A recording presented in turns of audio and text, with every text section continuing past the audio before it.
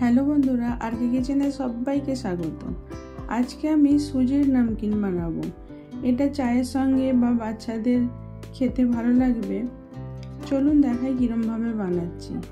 আর এটা আমি ডবল মশলা দিয়ে বানাবো। আমি 1 কাপ সুজি নিয়েছি। এবার সুজিটা আমি একটু মিক্সার জারে দিয়ে এটা আটার মতন পিষে নেব। এবার আমি পেষা হয়ে যাওয়ার পর ডিশে ঢেলে নিলাম। অল্প একটু সুজি তুলে রাখছি, আগে যদি গিয়ে দরকার পড়ে এই জন্য। স্বাদ মতো নুন দিয়ে দিলাম।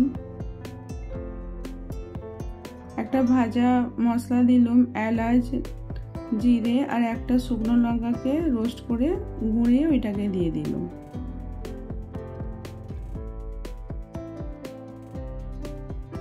এবার ঠান্ডা জলেতে এটাকে মেখে নিতে হবে।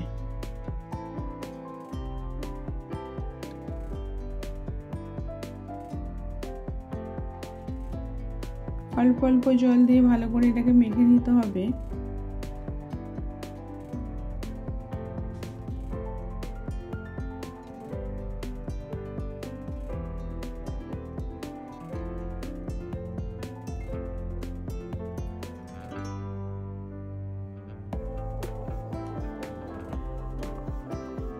ডোটাকে এরকমই মাখতে হবে যাতে বেশি না নরম হয়ে যায়। অল্প একটু তেল দিয়ে দিলাম, দিয়ে এটাকে ভালো করে মেখে নেব। মাখা হয়ে গেল। এবার আমি একটা ভিজে টাওয়েলে চাপা দিয়ে রেখে দিলাম আধা ঘন্টা। আধা ঘন্টার পরে তো একবার ভালো করে মেখে নেব। এবার আমি ছোট ছোট করে গুছি কেটে নেব।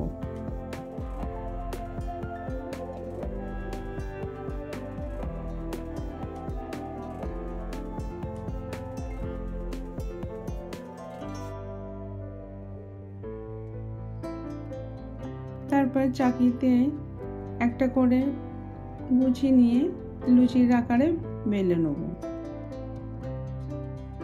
একটু পাতলা করে বেললে তবেই ভালো হবে, ওটা ক্রিস্পিও হবে।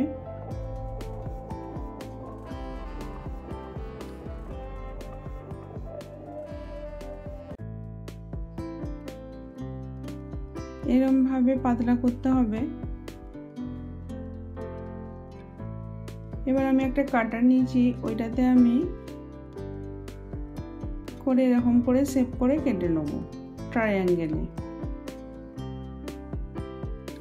এটা দেখুন মেশিনের মতন একটা ডিজাইনও হবে। এরকম একটু ভালো করে কেটে নিতে হবে। এরকম ভাবে রাউন্ড করে করে উপর দিকে তুলে দিতে হবে।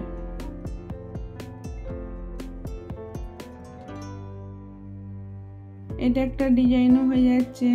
বাচ্চাদের দিলে ওরা ভাববে কেনাই। মেশিনের মতন ডিজাইনও হবে এটা।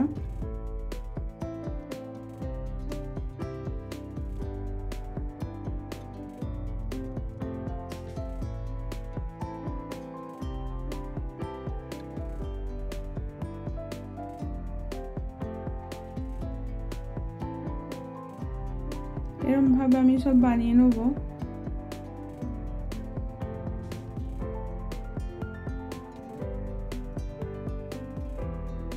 এবার আমি কড়াতে আগে থেকে সাদা তেল গরম করতে দিয়েছিলাম। এবার এগুলো আমি এক এক করে দিয়ে ভেজে নেব। একটু অল্প অল্প এগুলো ছাড়তে হবে, বেশি বেশি ছেড়ে দিলে কি হবে, জড়িয়ে যাবে, ভালো ক্রিস্পি ভাজা হবে না।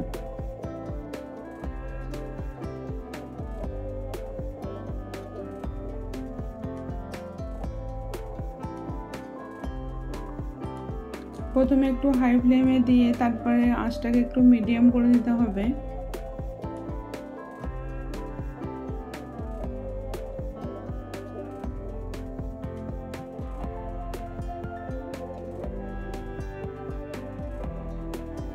গোল্ডেন ব্রাউন করে ভাজা হয়ে গেছে। এবার আমি তুলে নিচ্ছি।